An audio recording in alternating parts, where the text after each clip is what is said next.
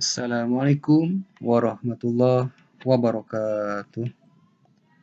Apa kabar anak-anak sekalian? Alhamdulillah hari ini kita bisa bertemu walau dalam pembelajaran daring. Mudah-mudahan pembelajaran di hari ini terkait dengan materi sholat. Mudah-mudahan menjadi ilmu yang bermanfaat bagi kita semua. Tetap semangat dan mudah-mudahan tetap menjalankan ibadah puasa ya. Baik, sholat yuk. Nah, ini anak-anak bisa kita lihat ya. Kalian lihat salah satu animasi anak sedang sholat ya. Baik. Judulnya belajar sholat sejak dini. Ya. Sholat itu memang harus dimulai sejak dini, sejak kecil ya. Baik, nah, ini Bapak yang menyampaikan materi ini. Dan di atas juga bisa kalian lihat dalil diwajibkannya sholat itu berdasarkan Quran surat Al-Baqarah ayat 43. Ya. Anak sekalian, jika tidak ada bahu untuk bersandar, masih ada lantai untuk bersujud. Ya. Sujud kepada Allah, melaksanakan ibadah sholat, ini tanda syukur kita kepada Allah Subhanahu wa Ta'ala. Lalu sholat itu apa ya? Nah, kita akan mempelajari dari pengertian sholat ya. Sholat itu ibadah ya. Ibadah yang mengandung pertama ucapan-ucapan khusus ya. Jadi sholat itu ibadah yang mengandung ucapan-ucapan khusus ya dan amalan-amalan khusus. Jadi kandungan ibadah itu, kandungan sholat itu ada ucapan-ucapan khusus dan amalan-amalan khusus. Ya, pintar. Baik, dimulai dengan takbir ya, yang dinamakan dengan takbiratul ihram ya. Kemudian diakhiri dengan salam ya, dengan ucapan salam. Nah, inilah pengertian dari sholat itu sendiri, bahwa sholat itu adalah ibadah ya. Ibadah kita kepada Allah Subhanahu wa Ta'ala. Ya, yang isi kandungan dari sholat kita itu ada yang berupa ucapan-ucapan khusus dan amalan-amalan khusus. Baik, anak-anak, ya, lihat nih animasinya. Ini sholat dulu ya. Jadi sebagai gambaran bahwa untuk sholat itu jangan dinanti-nanti, harus segera ya, harus segera ya. Baik. Maksud ucapan-ucapan khusus tadi ya, ada kandungan sholat terdiri dari ucapan-ucapan khusus. Apa maksudnya? Nah, ini maksudnya adalah bacaan atau doa-doa tertentu dalam sholat. Ya, jadi yang dimaksud dengan ucapan-ucapan khusus itu adalah bacaan-bacaan atau doa-doa tertentu dalam sholat. Ya. Dan maksud amalan-amalan khusus apa? Amalan-amalan khusus itu maksudnya ini adalah gerakan-gerakan tertentu dalam sholat. Ya. Jadi gerakan-gerakan tertentu dalam sholat. Artinya bahwa sholat kita itu ya terdiri dari bacaan atau doa-doa tertentu ya, dan juga terdiri dari gerakan-gerakan tertentu dalam sholat yang dicontohkan oleh Rasulullah SAW. Tentu contoh bagi kita semua ketika melaksanakan sholat adalah Rasulullah SAW, Nabi kita, Rasul kita terakhir, ya, Nabi Muhammad SAW. Nah, anak-anak sekalian, ya, nih kita beri contoh nih, contoh bacaan atau doa-doa tertentu dalam sholat. Apa contohnya? Bacaan atau doa-doa tertentu dalam sholat. Nih contohnya, ya, contoh bacaan takbiratul ihram, ya. Bagaimana bacanya? Allahu Akbar. Jadi ketika kita bertakbiratul ihram, maka kita membaca bacaan tertentu, bacaan khusus. Apa? Allahu Akbar. Bacaan ini tidak boleh diganti dengan bacaan-bacaan yang lain. Misalkan Allahul Azim. Nah, tidak boleh. Kenapa? Karena ini yang dicontohkan oleh Rasulullah Shallallahu Alaihi Wasallam.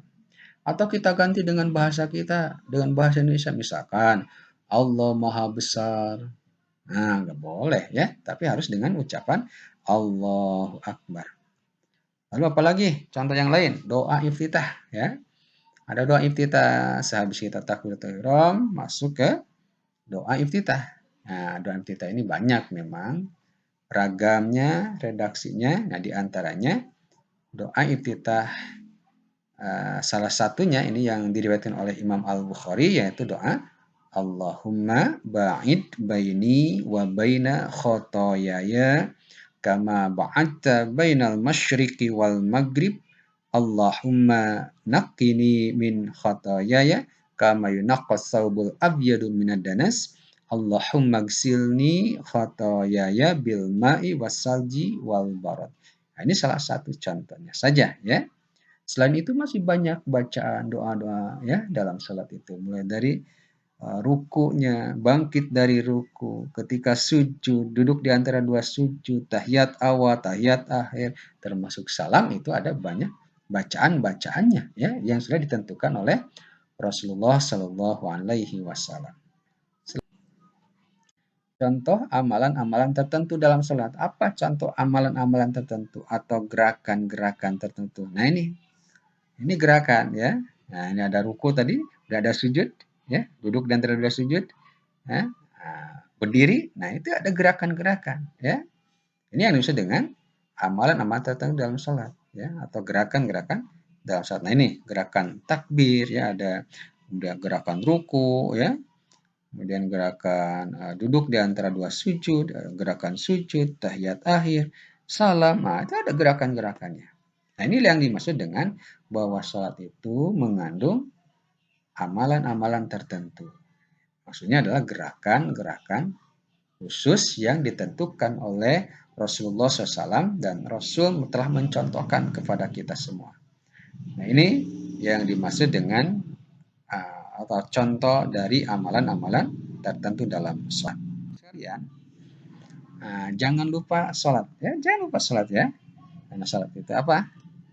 Satu, karena sholat itu tiang agama. Ayo, karena sholat itu tiang agama kan jangan lupa sholat. Mendirikan sholat ya berarti menegakkan agama. Meninggalkan sholat nah, berarti meruntuhkan agama. Nah, maka jangan ditinggalkan, jangan sampai lupa sholat ya. Karena sholat itu adalah tiangnya agama. Mendirikan sholat artinya menegakkan agama. Meninggalkan sholat artinya meruntuhkan agama. Nah, kita kan tidak mau disebut orang yang meruntuhkan agama dengan meninggalkan sholat. Ya, jangan ya. Kemudian yang kedua, anak sekalian, alasannya apa? Jangan lupa sholat.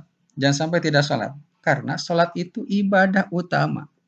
Dan amalan yang pertama kali akan dihisab oleh Allah Subhanahu wa Ta'ala. Sebelum amalan-amalan yang lain yang akan dihisab oleh Allah nanti pada hari kiamat, pada hari akhir, sholat terlebih dahulu yang akan dihisab oleh Allah Subhanahu wa Ta'ala. Yang akan ditanya, dihitung, ditimbang, ya, dipertanggungjawabkan oleh kita semua adalah sholat. Sehingga kalau sholatnya beres, maka insya Allah amal-amal yang lainnya beres. In soluhat sairu amali wa in fasadat fasadas sairu amali. Tapi kalau rusak sholatnya, tidak benar sholatnya, maka rusak amalan yang lainnya. Nah ini makanya penting sholat itu kita jaga ya, kita jaga.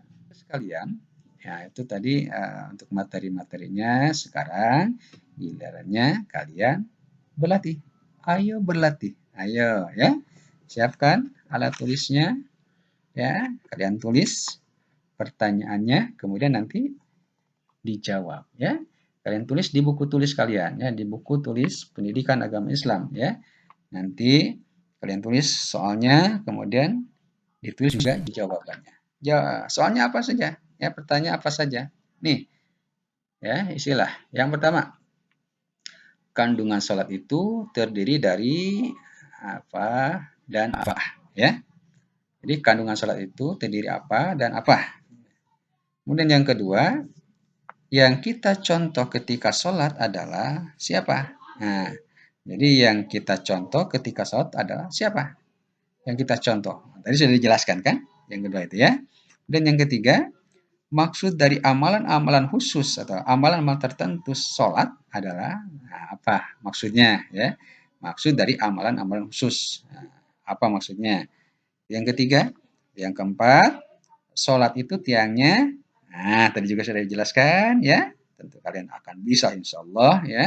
Dan yang kelima, amalan yang pertama kali dihisab oleh Allah adalah ya semuanya. Insya Allah kalian bisa jawab ya. Insya Allah kalian bisa dari 5 pertanyaan ini. Tulis dulu ya, tulis 5 soal ini. Kemudian nanti dijawab ya. Baik, kalau sudah ya, sudah ditulis. Baik, silakan masih ada waktu, silakan tulis dulu. Nah, jawab dengan hati-hati ya.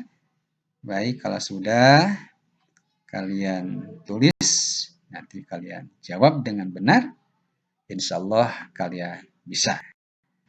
Nah, baik, dari Bapak sekian dan terima kasih atas segala perhatiannya.